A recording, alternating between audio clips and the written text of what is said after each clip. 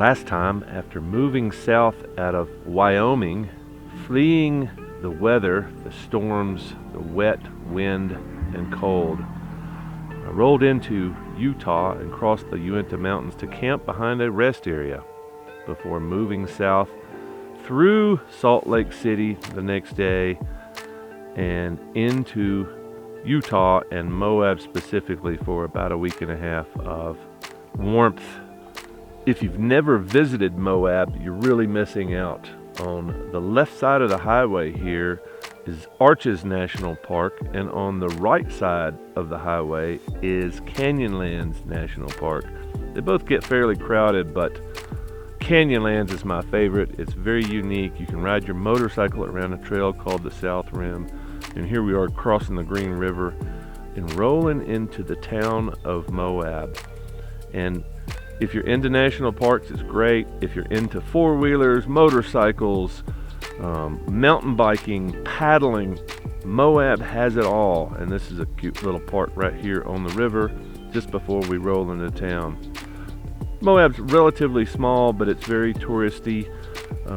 It's got lots of restaurants and shops, and you can buy stuff and spend some time here, and you can resupply pretty much most of what you need. Hardware stores, sporting goods stores, lots of good food, but it's completely unbearably hot in the summer. It gets up into the low 100s, and it's very dusty, as I came to find out. I've spent a lot of time in and around Moab, and mostly what I do is escape the heat by going north out of Moab and up into the La Salle Mountains.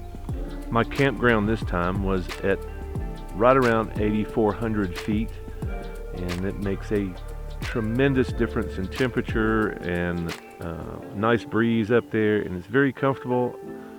Every night, sometimes it gets kind of cool up there. The further you go up the mountains, the cooler it gets. The life of a nomad, running from the cold, windy rain. Seems like that's what I've been doing mostly this trip, and I don't know. I know that's part of it, and I know it makes life interesting, because I imagine this would get kind of boring after a while. This is not so much an adventure being in a perfect spot, which, it's a good ways away from perfect because there's no water nearby, so it's a little bit of a drudgery. My perfect camp spot has a creek or a lake. Yeah, I'm almost a month in. Damn, almost a month in. Yeah, that's incredible. And I've probably spent a week indoors, which is really odd. But I am so grateful too for those indoor times, especially running from the cold. Yeah, May is a little bit early. June is the time, obviously. June is the time. June is the time to be making your travels. Although, crap, it's so hot. I mean, everybody's melting in the south right now. I don't think there's any easy answers. I think the answer is just do. Go and do. My camp spot this time was about 12 miles from Moab, so supply runs were quite easy. And I think I became rather spoiled because I loved riding down the mountain here. And you can see there's no guardrails. I'm sure there's been plenty of people that have died on this road just not paying attention. There's lots of deer on the road, usually in the mornings and the evenings, but sometimes midday, and you'll see a big buck running across the road. I guess he's chasing whitetail. But yeah, this is quite a spectacular road to ride down because you're looking over the desert, and this is a relatively clear day, but you can still see some haze out there. But yeah, it's a little bit of a toil once you get into town because the temperatures rise dramatically, very quickly Once you get down off the mountain, you can tell 15 to 20 degree average, but you know, a completely bearable 85 degrees in the mountains translates into 105 down below sometimes, and it just feels like the skin is being peeled off of you if you're riding through. You can feel the heat coming off the road. But going down in the morning or in the evening, not quite as bad. It's just one of those views where it's kind of hard to pay attention to the road, and just got to be careful. And there's lots of camping spots along this road. Not a lot of big trees, which is why I went further up, and I'm glad I did. You can go up into the aspens around 9,500 feet. There's some beautiful camping up there. There's a couple of official campgrounds where if you want to have a vault toilet and pay to camp overnight, you can do that. Be surrounded by loud, noisy people that don't really respect your camping experience. You can try those out. But mostly what there is up here is dispersed camping, which is why I always come back. I think I've probably spent 3 months hanging around Moab in the summers. Mostly I come to Moab in the early fall, just before the leaves start falling.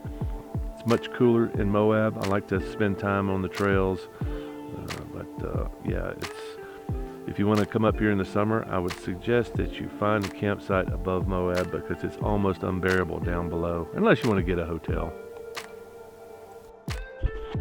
So this is Jug Handle Arch Canyon. I think the canyon's got another name. It's starting to get sandy and rocky and rugged. Outfitted in my shorts, t-shirt, and ADV Crocs. So,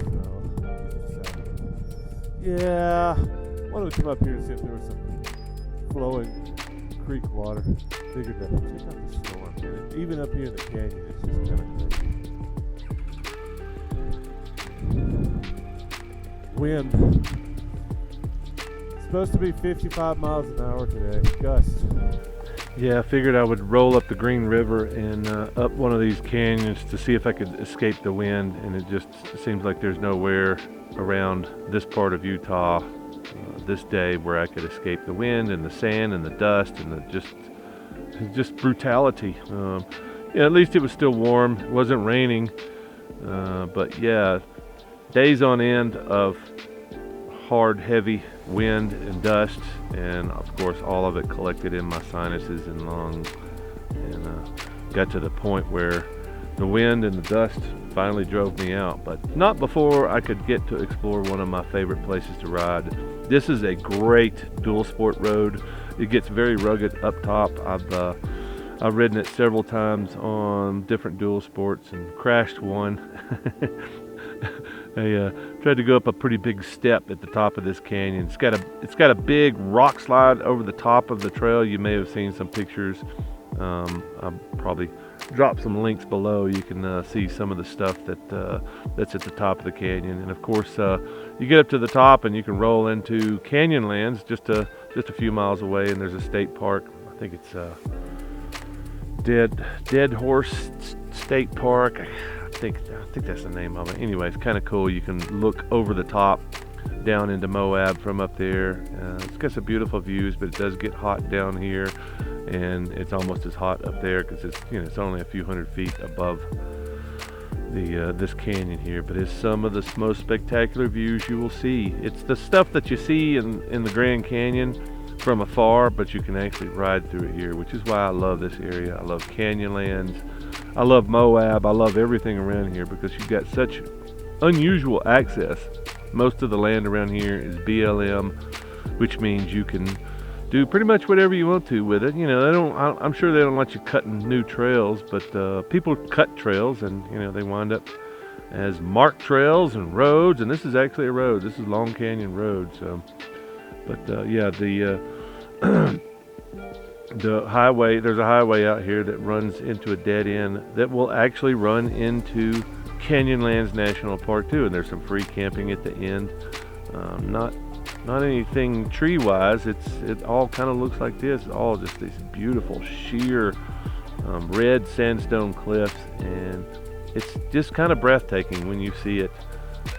It's just some days are better to be out here than others, but it's just a magnificent place. And this was just one of those days where I wanted to do some exploring.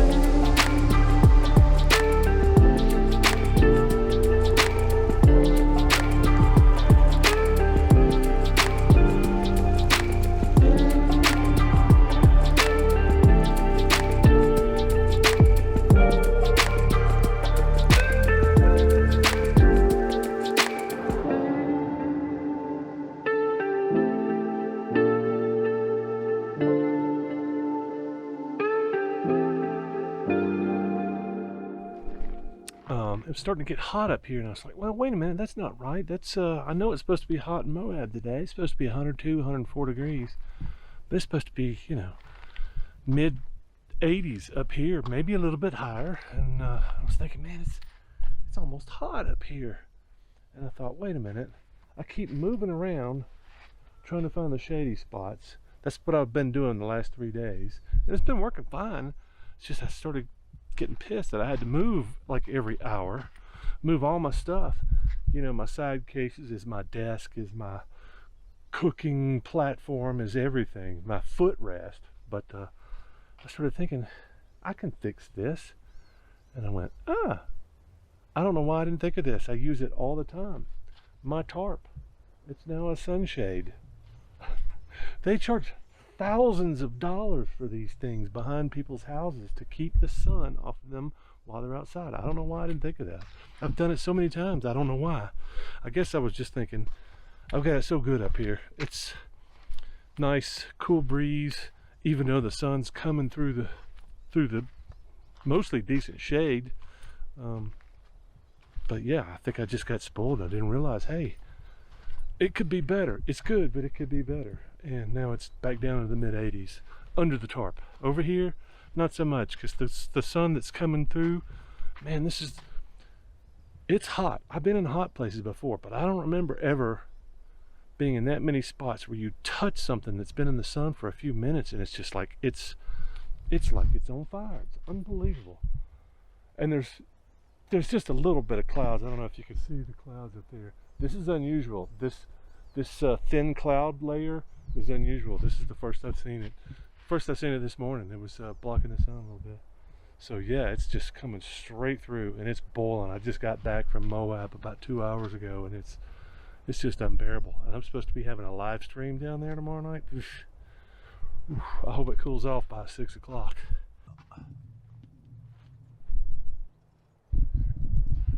Now, if you had a cool tarp, you could be cool too. I mean, it's like air conditioning. It's as soon as you get the sun off your head, the cool breeze is just taking all that heat away. The little bit of heat that's there, it's just taking it away. You know, and there's probably not a better example of lapse rate than right here. And go down into Moab, and you just see, you know, it's 15 miles. Hell, it's not 10 miles down the hill to the heat. But you go into Moab, it's just, ugh, it's miserable. So lapse rate. I think I made a couple of weak-ass videos on lapse rate. I probably should make another one and bring more attention to it, because it helps, man. When you're out in the desert and it starts getting hot and you're near a mountain, go up the mountain, especially if there's a cool place like this to camp. It's just freaking awesome. So one of the hardships from being outdoors, camping, motorcycle camping, days and weeks on end, is trying to find a place to shower. And I don't really have that problem. There's creeks all around me. I can jump into a cold creek or do something like that. Moab has $4 showers, which I should have just gone down there. I just don't like I don't like getting things that are unnecessary, and a $4 shower is cheap. I just got a free $14 shower the other day, thanks to my friend Brian. But I want to show you something, a new technique that I just tried, and it worked pretty doggone well. I've been curious about this. I grabbed some water out of a river the other day with my dry bag that I don't really use anymore. I've been stuffing my my sleeping bag in here, but it's just to the limits of how big that sleeping bag is going in there. It's a pain in the butt, and the only other thing I would put in there is clothes. So it's just kind of been flopping around with me, but I've been putting water in it, dipping water and coming and pumping it instead of standing in the creek. Anyway, I have decided that I wanted to see if I could take a shower out of this. Since it's black, it heats up really well during the day, and they actually make a shower. I think Coleman makes it. I had one, in fact. I think I took 2 showers with it and gave up. It's clear on one side and black on the other, and it lays flat. It's supposed to heat up your water. Well, the times that I've used it, it barely worked. And I was kind of disappointed with it, but it did have a little shower head that came off, so you could hang it up high and use the shower head. But anyway, I decided, since that idea was sound, as long as it's not freezing cold. It's not freezing cold today, but anyway, I put this out this morning. It got the water warm. It didn't get it hot. I think on maybe a hotter day, if I hung it just right, I could have done that. But basically what I did was unrolled this, unbuckled it, and basically just kind of poured it as I went, and yeah, it worked great. I'm surprised how much water I went through. I guess you got to be kind of careful, because that's probably a third of the water that I had in there that's still left in there. Yeah, maybe a third. So I got good and rinsed off. I got good and clean. I scrubbed everything. Unlike a lot of my little horse showers that, you know, maybe in the creek because it's too cold. But anyway, I brought this along just to throw my stuff in, and I was gonna sit down and scrub my toes in that, but just really unnecessary. But anyway, all you gotta do is find you a tree to hang this on, and kind of show you a little bit. If you unbuckle it, you unroll this, it's still hanging, right? So, I mean, theoretically, oh, it's still warm. You could get a cup down in here and just rinse like that. That would be a little bit more efficient. Not as much fun as pouring a big half-gallon of water on your head every couple of minutes. But anyway, just thought I'd share that, because it worked well. I mean, it's a dry bag, so it doubles as a dry bag now. You can get a bigger dry bag, I assume, and you know, I would make sure that it was black. But yeah, just an idea. Fun tip for camping long term on a motorcycle, or however, if you're out. And I collected this water off the mountain up there, which there's snow and ice around this creek that I collected this in. So it was very cold. I was in that creek less than a minute, and my toes were frozen for about 15 minutes. That's how cold that water was. So anyway, that's my tip. Let's go get some water out of a creek if we can find some.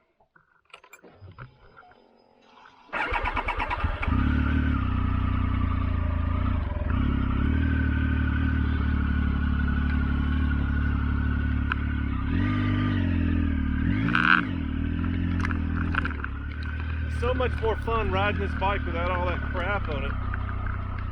But you know, it's a U-Haul. It's a U-Haul until I get to camp, and then I can go play. This is a great road. There's motorcycles riding this thing all day long. So the second video, the second half of my time in Moab, is going to be exclusive to my supporters over on Buy Me a Coffee, or in this case, buy me a gallon of gas. That's what I need more than anything else to continue my journey. So if you want to check that out, it's going to be interesting. I go up the mountain to collect some water and some ice for my beer and my cooler. And I give you a nice tour of the La Salle Loop, which is an incredible motorcycle road. Rolls around Moab. It's almost like a national park, and here we're rolling through Castle Valley. It looks like something out of a movie.